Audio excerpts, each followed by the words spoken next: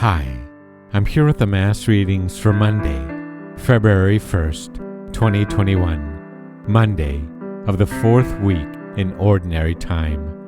A reading from the letter to the Hebrews. Brothers and sisters, what more shall I say? I have not time to tell of Gideon, Barak, Samson, Jephthah, of David and Samuel, and the prophets, who by faith conquered kingdoms, did what was righteous, obtained the promises. They closed the mouths of lions, put out raging fires, escaped the devouring sword. Out of weakness they were made powerful, became strong in battle, and turned back foreign invaders. Women received back their dead through resurrection. Some were tortured and would not accept deliverance, in order to obtain a better resurrection.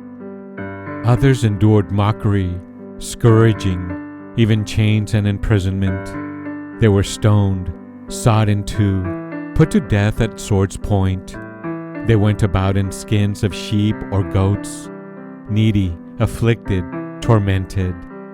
The world was not worthy of them. They wandered about in deserts and on mountains, in caves and in crevices in the earth. Yet all these, though approved because of their faith, did not receive what had been promised. God had foreseen something better for us, so that without us they should not be made perfect. The Word of the Lord. The Responsorial Psalm. Today's Responsorial Psalm is Psalm number 31. The response is, "Let your hearts take comfort, all who hope in the Lord. Let your hearts take comfort, all who hope in the Lord. How great is the goodness, O Lord, which you have in store for those who fear you, in which, toward those who take refuge in you, you show in the sight of the children of men. Let your hearts take comfort, all who hope in the Lord. You hide them in the shelter of your presence from the plottings of men. You screen them with your abode from the strife of tongues.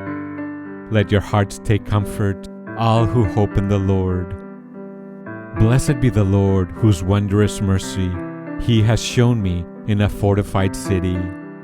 Let your hearts take comfort, all who hope in the Lord. Once I said in my anguish, I am cut off from your sight. Yet you heard the sound of my pleading when I cried out to you. Let your hearts take comfort, all who hope in the Lord. Love the Lord, all you his faithful ones. The Lord keeps those who are constant, but more than requites those who act proudly. Let your hearts take comfort, all who hope in the Lord. Let your hearts take comfort, all who hope in the Lord." A reading from the Holy Gospel according to St. Mark, chapter 5, verse 1 to 20. Jesus and his disciples came to the other side of the sea, to the territory of the Gerasenes. When he got out of the boat, at once a man from the tombs who had an unclean spirit met him. The man had been dwelling among the tombs, and no one could restrain him any longer, even with a chain. In fact, he had frequently been bound with shackles and chains, but the chains had been pulled apart by him and the shackles smashed, and no one was strong enough to subdue him. Night and day among the tombs and on the hillsides, he was always crying out and bruising himself with stones. Catching sight of Jesus from a distance, he ran up and prostrated himself before him, crying out in a loud voice, "What have you to do with me, Jesus, Son of the Most High God? I adjure you, by God, do not torment me." He had been saying to him, "Unclean spirit, come out of the man." He asked him, "What is your name?" He replied, "Legion is my name. There are many of us." And he pleaded earnestly with him not to drive them away from that territory. Now, a large herd of swine was feeding there on the hillside, and they pleaded with him, "Send us into the swine, let us enter them." And he let them, and the unclean spirits came out and entered the swine. The herd of about 2,000 rushed down a steep bank into the sea, where they were drowned. The swineherds ran away and reported the incident in the town and throughout the countryside, and people came out to see what had happened. As they approached Jesus, they caught sight of the man who had been possessed by Legion, sitting there clothed and in his right mind, and they were seized with fear. Those who witnessed the incident explained to them what had happened to the possessed man and to the swine. Then they began to beg him to leave their district.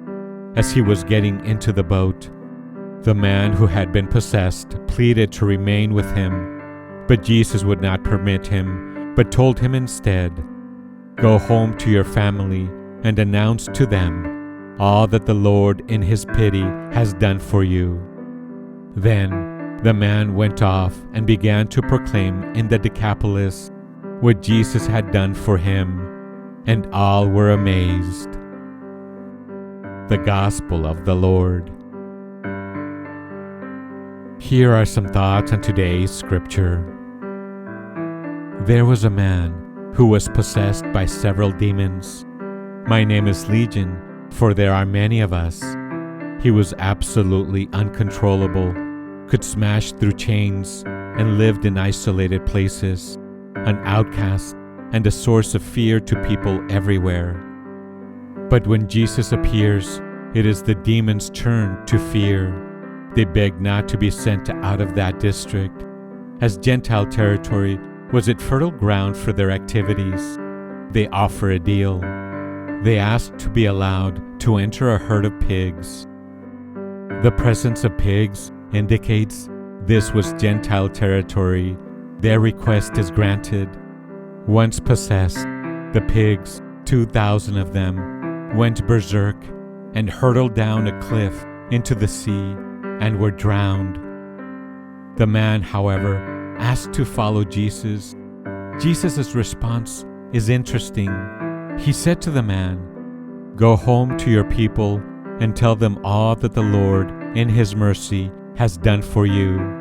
This was, in fact, another kind of following, and is a message each of us can hear. Some of us think that following Jesus means spending a lot of time with Jesus in religious activities or joining the priesthood or religious life. For most of us, our calling and our following of Jesus takes place right where we are. It is there that we need to share with others our experience of knowing and being loved by Jesus. Let us go home and tell others what Jesus means in our lives, and, like the people in the gospel, they may be amazed. Christ, have mercy on us. Thanks for listening. Have a blessed day.